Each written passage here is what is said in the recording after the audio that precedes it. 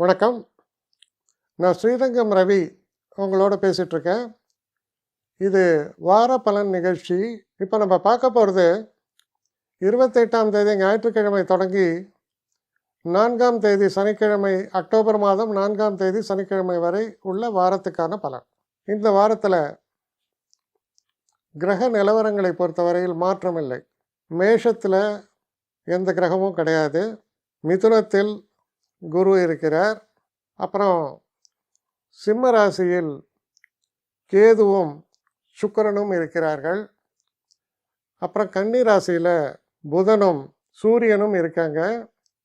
அதுக்கப்புறம் துலாத்தில் செவ்வாய், விருச்சிக ராசியை பொறுத்தவரையில் வார தொடக்கத்தில் சந்திரன் விருச்சிக ராசியில் இருக்கிறார். அதுக்கப்புறம் அவர் மூவ் பண்ணி போகிறார். சனி பகவான் மீன ராசி, ராகு கும்பராசி. இது கிரக நிலவரங்களாக இருக்கிறது. மகர ராசி. மகர ராசி நேயர்களை பொறுத்த வரைக்கும் கூடுதலான முயற்சி, ஒரு வேகம், உத்வேகம் சொல்லுவோம், எல்லாம் ரொம்ப சிறப்பாக இருக்கு. ஆனால் சில நேரங்களில் நம்ம வாக்கினில் கவனம் தேவை. நம்ம கூட இருக்கக்கூடிய ரொம்ப பழக்கமானவனை கூட நம்ம சாதாரணமாக நம்ம நினைப்போம் இதுதானே அப்படின்னு. அந்த நேரத்தில் அது அவனுக்கு பெரிய அவமானமாக போயிடும். அதனால் யாரையுமே உதாசீனப்படுத்தாமல் தூக்கி எறிஞ்சு பேசாமல் இருக்கிறது தான் முக்கியமான விஷயம்.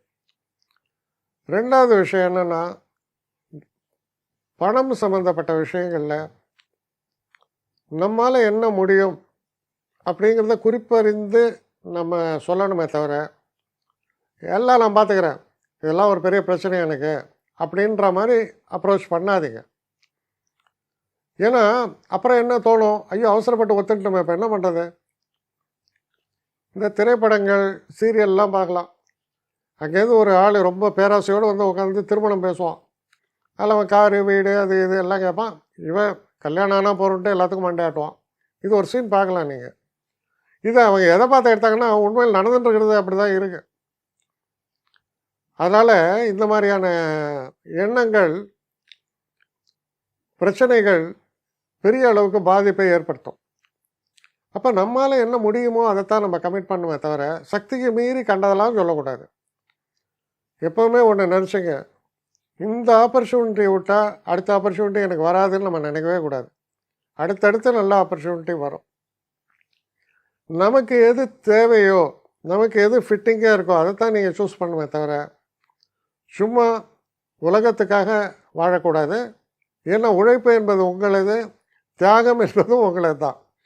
அதில் கவனமாக இருக்கணும்னு தான் சொல்கிறேன். வெளிநாடு பயணம் அது மாதிரி எதாவது பிளான் பண்ணிங்கன்னா அது போகிறதுக்கான வாய்ப்புகள் இப்பொழுது கூடி வரும். வேலை செய்கிற வேலையில் கூட வேலை மாற்றங்கள் வேண்டும். அதற்கான முயற்சிகள் இறங்கலான்னா இது ரொம்ப ரைட் டைம். இப்போ நீங்கள் பண்ணக்கூடிய முயற்சிகள் ஒரு மாதத்திற்குள் பலன் தரும். தைரியமாக இறங்கி செய்யலாம். அதனால் இந்த காலத்தை என்னன்னு சொல்ல முடியும்? மோசம்னு சொல்கிறதா இல்லை உயர்வுன்னு சொல்கிறதா? நிச்சயமாக உயர்வுன்னு தான் சொல்லுவேன். என்ன காரணம்னா, நீங்கள் கொடுக்கக்கூடிய எஃபோர்ட்ஸுக்கான பதில் இருக்குது. அதனால் மனம் தளராமல் உங்களுடைய plan A, plan B, plan சிலாம் சரியாக இருந்தால் மிக சிறப்பான ஒரு வாரமாக இது அமையும். தொடர்ச்சியான முன்னேற்றத்தை பற்றி பேசுகிறேன். அப்போது அந்த முன்னேற்றத்துக்கான ஒரு அடிக்கோல் நாட்டக்கூடிய இடம், அடிப்படை, அதாவது டேக் ஆஃப் அப்படின்னு சொல்கிற ஒரு வாரம் தான் இது. ஆனால் அது முயற்சி செய்யும்போது தான் நடக்கிறது.